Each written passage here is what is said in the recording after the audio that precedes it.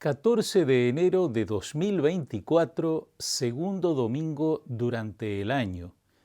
Hemos encontrado al Mesías. Las lecturas de este domingo se abren con el hermoso relato de la vocación de Samuel. Ana, la madre de Samuel, no podía tener hijos, lo que la hacía sufrir enormemente. En visita al templo donde se guardaba el arca de la alianza, estuvo rezando con mucho fervor, pidiendo a Dios ese hijo que tanto anhelaba. Cuando Samuel nació, Ana decidió darle a Dios lo que Dios le había dado. Y cuando el niño creció lo suficiente, lo llevó para que estuviera al servicio del santuario. Samuel dormía en el templo. Una noche escuchó la voz de Dios llamándolo por su nombre. Pensando que lo llamaba el sacerdote, se presentó ante él. Aquí estoy, porque me has llamado. El sacerdote le dijo que no lo había llamado, pero esto sucedió 3 veces. A la tercera, el sacerdote comprendió que era Dios quien llamaba al jovencito y le dijo lo que debía responder. Habla, Señor, porque tu servidor escucha. Así siguió Samuel su vocación. Su madre lo había entregado al servicio de Dios, pero Samuel debía dar su propia respuesta. Fue una respuesta generosa que hizo de Samuel un verdadero hombre de Dios. Por su parte, Dios nunca lo abandonó. La lectura de hoy concluye diciendo: Samuel creció, el Señor estaba con él y no dejó que cayera por tierra ninguna de sus palabras. Este relato de la vocación de Samuel nos prepara para escuchar el Evangelio, donde hay otra historia vocacional, el llamado de los primeros discípulos de Jesús en el Evangelio según San Juan. En esta historia hay algunas frases en boca de distintos personajes, frases que por sí solas podrían ser todo un tema a desarrollar. La primera de esas frases la dice San Juan Bautista a 2 de sus discípulos, señalando a Jesús. Este es el Cordero de Dios. Quienes participamos habitualmente en la misa estamos acostumbrados a oír esa expresión justo antes de la comunión. Este es el Cordero de Dios que quita el pecado del mundo. Felices los invitados a la cena del Señor. Pero este relato está al comienzo del Evangelio. Falta mucho para la primera misa, es decir, la última cena de Jesús. ¿Qué evocaba el cordero para los israelitas? El cordero era un animal utilizado en los sacrificios. En la Pascua de Israel, en tiempos de Jesús, las familias llevaban al templo los corderos, que eran sacrificados allí, y luego en cada casa preparados y comidos en la cena pascual. Entre otros animales que podían ser sacrificados en distintas ocasiones, muchos elegían igualmente un cordero. Dentro de esa multitud de ovinos sacrificados año a año, el Bautista presenta uno solo, el cordero. No es uno de tantos, es el definitivo.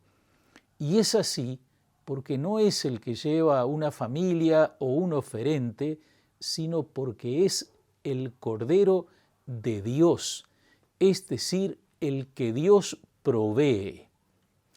Dios proveerá, había dicho Abraham a su hijo Isaac, cuando éste le preguntó por la víctima que, según le había dicho su padre, iban a sacrificar. Dios proveyó para Abraham, pero su don se desbordó porque en Jesús presentó el Cordero de Dios que quita el pecado del mundo, es decir, la víctima ofrecida en sacrificio por la humanidad entera. ¿hasta dónde entendieron todo esto aquellos discípulos? Tal vez no mucho en ese momento, pero comenzaron a caminar detrás de Jesús. Y aquí aparece otra palabra importante, una pregunta que les hace Jesús al ver que lo siguen. ¿Qué quieren? Se cuenta que en los monasterios, cuando había un novicio, es decir, un joven que quería seguir también esa forma de vida y que se estaba preparando para hacerlo, se le encargaba a un monje mayor preguntarle cada tanto al novicio, ¿a qué viniste?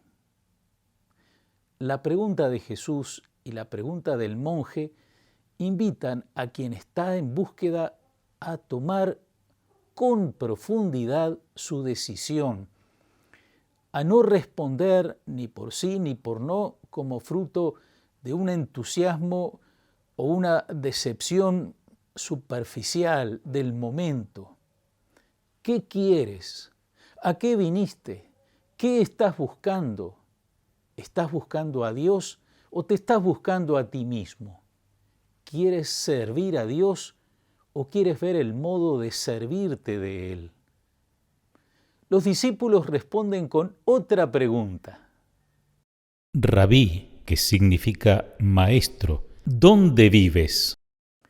Y esa pregunta significa, sí, es a ti al que estamos buscando. ¿Dónde vives? ¿Dónde te encontramos? ¿Dónde estás hoy? ¿Dónde podemos escucharte? ¿Dónde recibirte? ¿Dónde servirte? Jesús los invitó a seguir adelante. Vengan y lo verán, les dijo. Fueron, vieron dónde vivía y se quedaron con él ese día. Era alrededor de las 4 de la tarde. El detalle de la hora, las 4 de la tarde, habla de un recuerdo grabado en el corazón, un indicio de que ese momento quedó atesorado en la memoria. Este encuentro convirtió a los discípulos de Juan en discípulos de Jesús. En Jesús ellos encontraron lo que buscaban.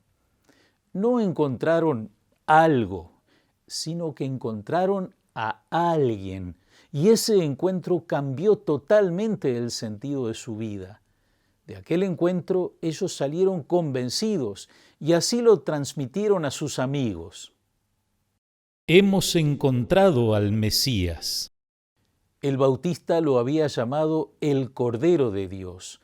Ellos lo presentan ahora como el Mesías, es decir, el ungido, el Cristo, el Salvador prometido por Dios a Israel. Para muchos, el Mesías iba a ser el gran caudillo que condujera a Israel a vencer a sus enemigos. No era esa la forma en que Jesús entendía su misión.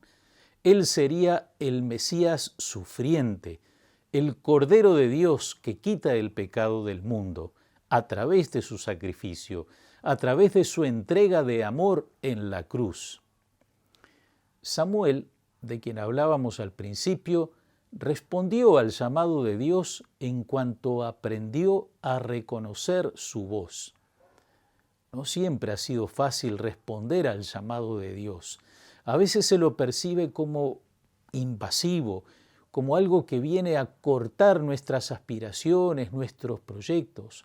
A veces provoca miedo, nos desacomoda, parece exigirnos algo que está más allá de nuestras fuerzas. Pero la llamada de Dios viene de su amor, es un acto de su amor. Eso es lo que tenemos que encontrar, el amor de Dios detrás de su llamada.